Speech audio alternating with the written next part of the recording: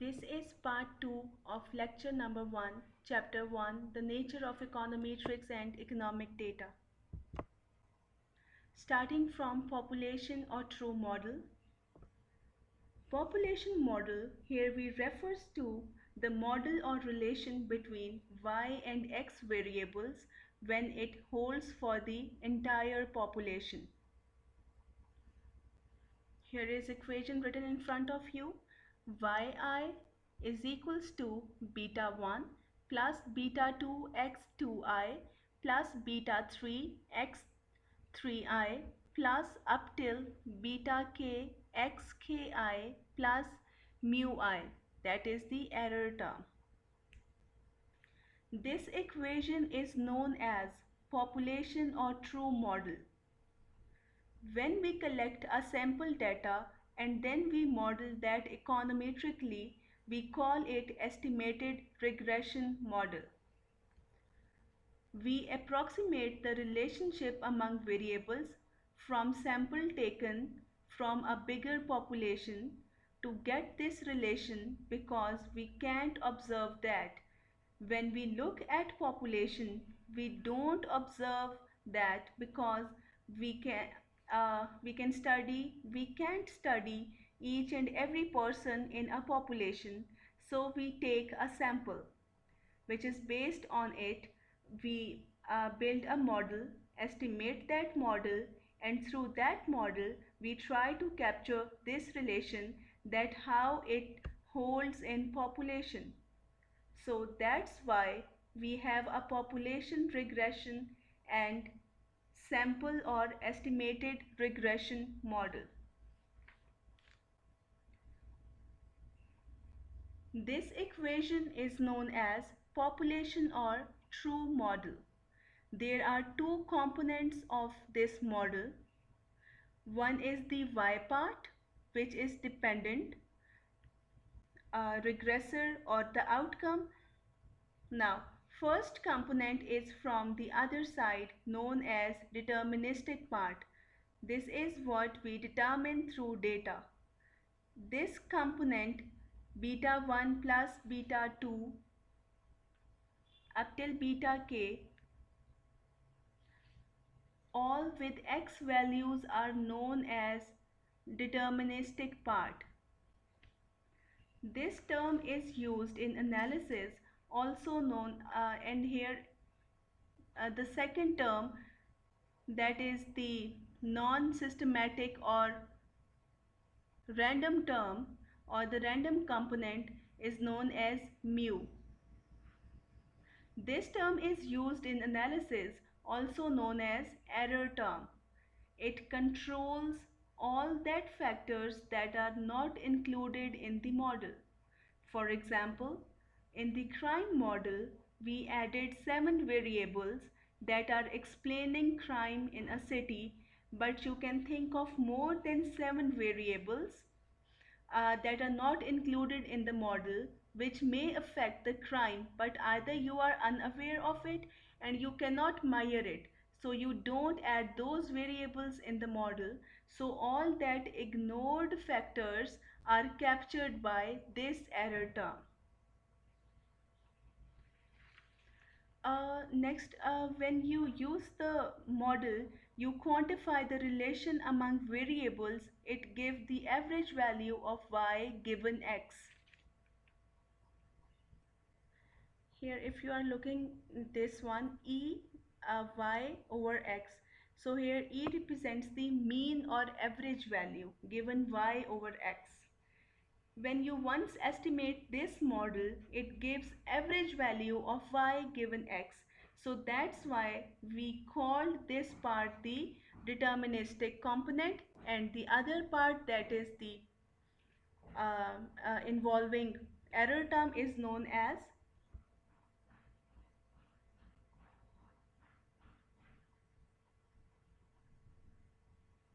a non-systematic or random component. So in econometric model, there are dependent and independent variables involved. It also shows deterministic part and random part. Now coming to the coefficients, beta I is called intercept. When the value of x is 0, you will get beta 1. That's intercept term, this one. This beta 1 is known as the intercept term.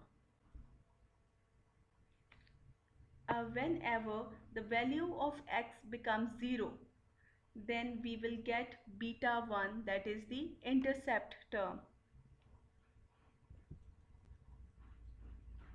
Now comes consumption function.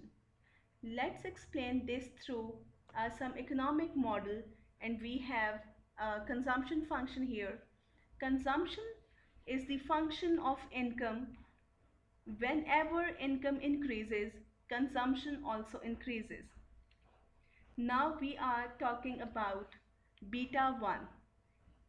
If let's suppose I make y equals to 0, which means that income is 0 and I'm consuming beta 1, it shows the consumption level is independent of income level, or we can call it autonomous consumption.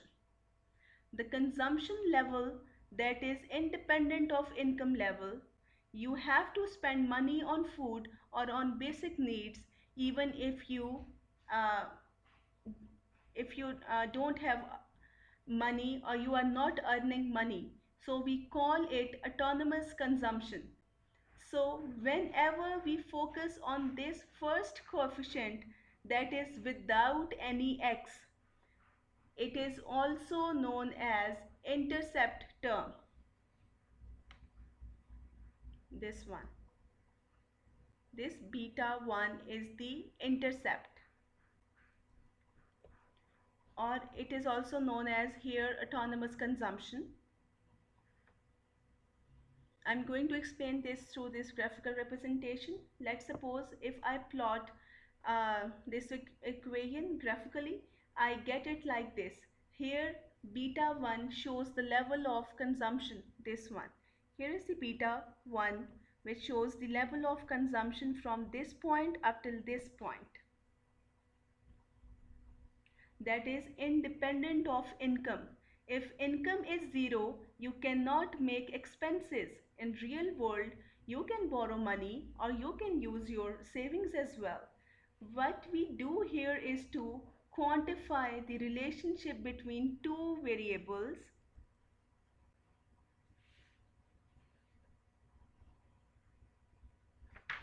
Uh,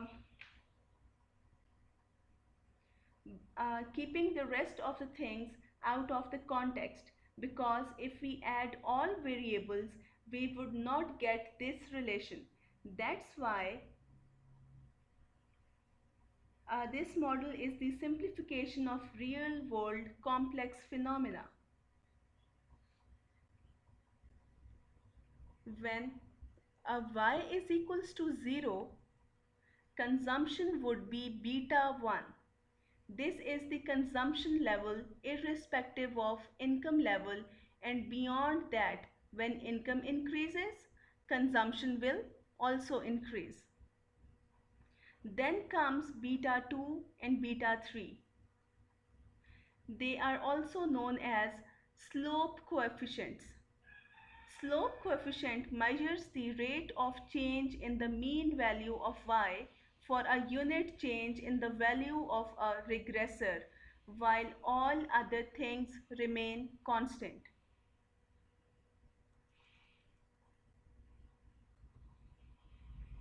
Here you can say when income level changes, how much change occurs in consumption. Beta 2 tells that if income changes by $1, then how much consumption will be changed. This is the simple model. If we talk about complex model where more than one coefficient is involved, collectively all coefficients beta 2 till beta k including beta 1, they are known as regression coefficients or regression parameters.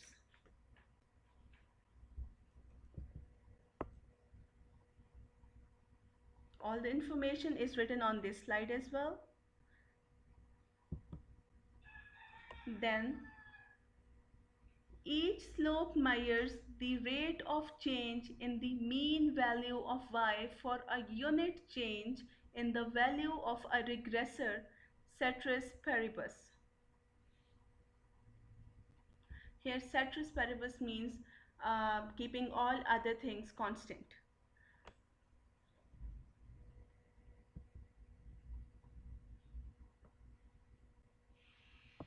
Partial derivative refers to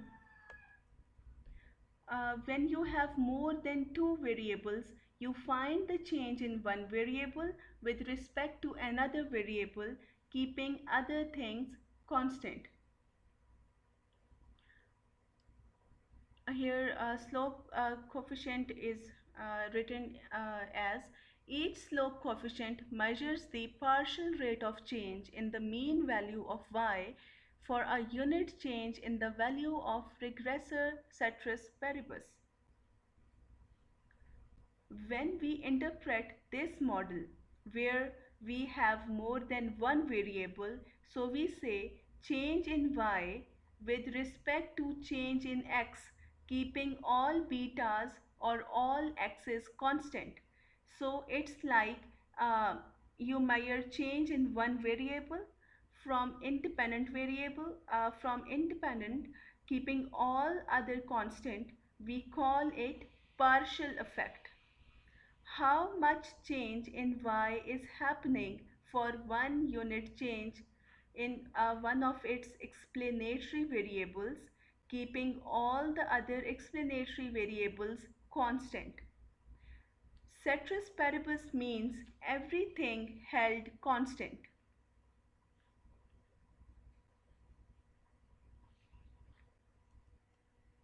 Again, coming back to the previous slide, consumption function. Here I just use one variable, that is the income, in the first equation. Let's say consumption can be affected by assets as well. If assets increase, consumption also increases. That means change in C occurs due to the change in assets or due to increase in assets. Change in consumption when income changes shown by beta 1, beta this one, and when asset changes, how much the level of the consumption changes, keeping income constant. So that is shown by beta 3, this one.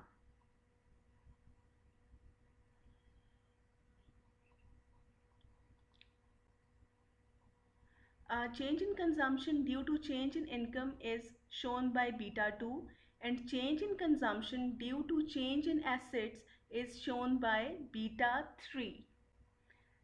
There are certain models which do not have intercept terms there. Then this line starts from origin, this one. If there is no intercept in the equation, then this line starts from origin, from here, this point.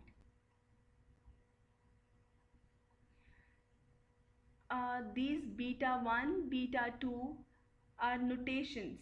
If it could not make any difference. If it has a variable with it, then it is a slope parameter, and if it has no variable, then it is intercept variable. And intercept parameter is an autonomous value independent of x, and slope parameter shows the partial effect of explanatory variable on the dependent variable. I am repeating this statement for one more time. These terms that are beta 1, beta 2, beta 3, these are the notations, and it could not make any difference. If it has a variable with it, just like this one, having variable y uh, showing the income, and here variable a showing the assets. Then these are known as slope parameters. Whenever there are variables with these beta terms, then these are known as slope parameters. And if, let's suppose, beta has no variable with it, just like this one, beta 1 in equation 1 and beta 1 in equation 2. Here beta 1 has no other variable with it. So this is known as intercept parameter. And intercept parameter is an autonomous value that is independent of x variable, and slope parameter shows the partial effect of explanatory variable on the dependent variable.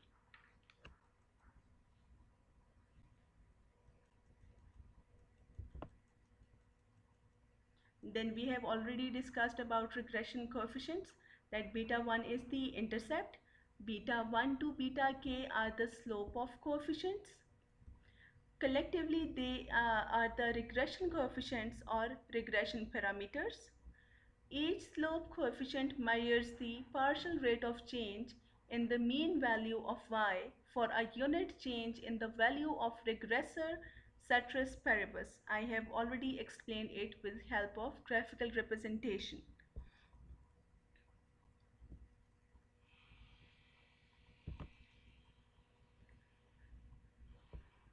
Measurement of variables in regression models. Up till now, we just talked about economic model and then how to convert that economic model into econometric model.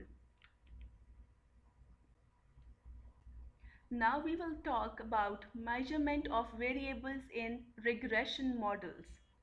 The variables which are used, such as consumption, income, assets, or in general y or x variables. How we can measure these variables? There are four scales of measurement, or you can say that there are four major scales of measurement. First scale is known as nominal scale, this one. The basic level of measuring anything is to create groups. For example, students in a class are classified as male and female. So that's called measurement of variable, that is students to nominal scale. When the classification or grouping of the observations are made into mutually exclusive qualitative categories or classes, it is said to constitute a nominal scale, only group formation. Group formulation should be mutually exclusive. So it is like two groups are classified as males and females. When groups are classified, group 1 could be uh, a group having all the males in it and or the females, and the other way round. Order does not make any difference in the nominal scale. Uh, Again, the same example, that students are classified as male and female. Number 1 and number 2 may also be used to identify these two categories. That means, let's say group 1, if we make group 1, that means that all the males are present in group 1, and group 2 means that all the females are present in group 2. And the order doesn't make any difference in the nominal scale. So again, from this chart, nominal scale refers to group formation, example male and female. Next is the ordinal scale, ordinal or a ranking scale. Along with the characteristics of a nominal scale, that is group formation, It also creates ranking, but ranking is not in constant interval. For example, the performance of students is rated as excellent, good, fair or poor, etc. Number 1, 2, 3, 4, etc. are also used to indicate ranks. The only relation that holds between any pair of categories is that of greater than or more preferred. This is actually more than group formation. It makes groups, and at the same time these groups indicate some rankings as well. That is, one group uh, is having the ranking good, another one has the ranking better, and another group is having the ranking best. So along with group formation, here in ordinal or ranking scale, we can indicate or give some rankings to all these groups as well. So coming back to this chart again, now you can look here, ordinal scale group formation is already taken from the nominal scale, plus another thing that is involved here is the ranking, that is good, better, best. Next measurement scale is interval scale. A measurement scale possessing a constant interval size, that is distance, but not a true 0 point, is called an interval scale. Group formation plus ranking plus constant interval. That means it has the characteristics of both nominal scale and ordinal scale. That is, from nominal scale it has group formation, and from interval ordinal scale it has ranking. And now another feature that comes here is the constant interval.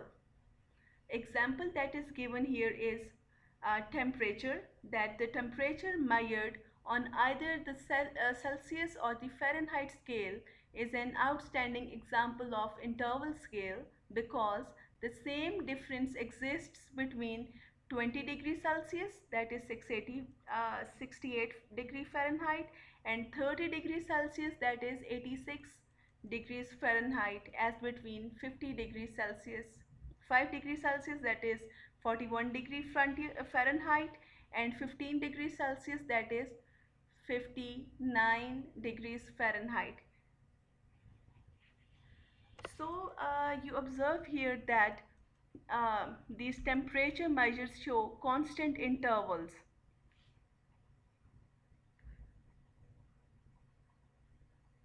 Just like this one, if you can say there is a difference between 5 degrees Celsius and 15 degrees Celsius, and the interval is here 10, and 41 degrees Celsius and 20 degrees Celsius and 30 degrees Celsius, again the interval is constant, that is 10. Here the interval 10 between 20 degrees Celsius and 30 degrees Celsius, again the same interval or the constant interval is present here between 5 degrees Celsius and 15 degrees Celsius, that is 10 degrees Celsius is the constant interval. And again if we look at the Fahrenheit temperature, 68 degree Fahrenheit and 86 degree Fahrenheit, that is the 19 degree Fahrenheit difference or the interval. Again here 41 degree Fahrenheit and 51 degree Fahrenheit, again the interval is of 19 degree Fahrenheit. So there is constant interval between these temperature measures in degree Celsius and in Fahrenheit.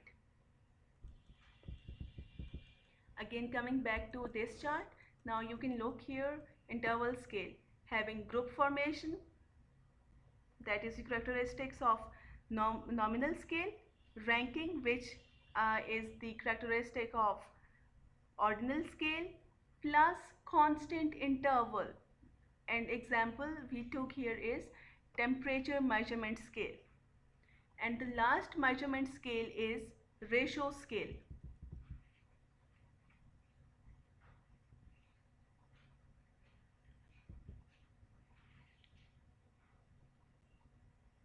It is a special kind of an interval scale where the scale of measurement has a true 0 point as its origin. Group formation plus ranking plus constant interval plus a true zero. This scale covers all the characteristics of previous scale. It has zero scale, group formation, ranking and constant interval. The ratio scale is used to measure weight, volume, distance, money, etc. The key to differentiating interval and ratio scale is that the 0 point is meaningful for ratio scale. Now again,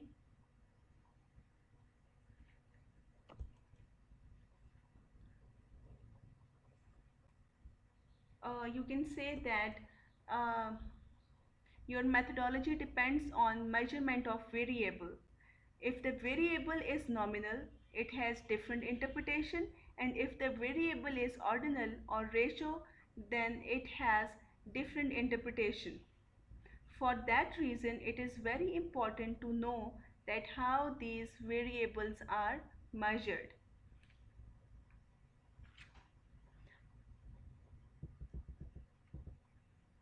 Now coming towards ratio scale, having group formation from nominal scale, ranking from ordinal scale, constant interval from interval scale, and it has another characteristic, that is absolute zero, that we can measure height, weight, age, etc.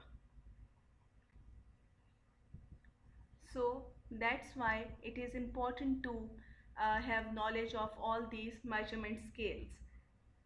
Um, because if you can say that if your methodology depends upon the measurement of variable, and if the variable is nominal, so it has different type of interpretation, and if the variable is ordinal or ratio, then it has different type of interpretation. So for that reason, it is very important to know how these variables are measured. Actually, you should have the knowledge of the measurement scale. You should have knowledge about the variables, that how these variables are measured. So then you can easily interpret your variables and explanations. Now, nature of y, x and error term in econometric model. In econometric model, y is a random variable and can be measured on 4 different scales, that is ratio scale, interval scale, ordinal scale and nominal scale, and it will affect the estimation methods as well. X can also be measured on any one of the 4 available scales, and error term, that is mu I, includes all those variables that cannot be readily quantified. It may represent variables that cannot be included in the model for lack of data availability, etc. Error term is a random value, you can say here. So it includes all those variables that cannot be readily quantified, and it may represent variables that cannot be included in the model because of uh, unawareness or because of the lack of data availability, etc. So that's all from chapter 1 of econometry.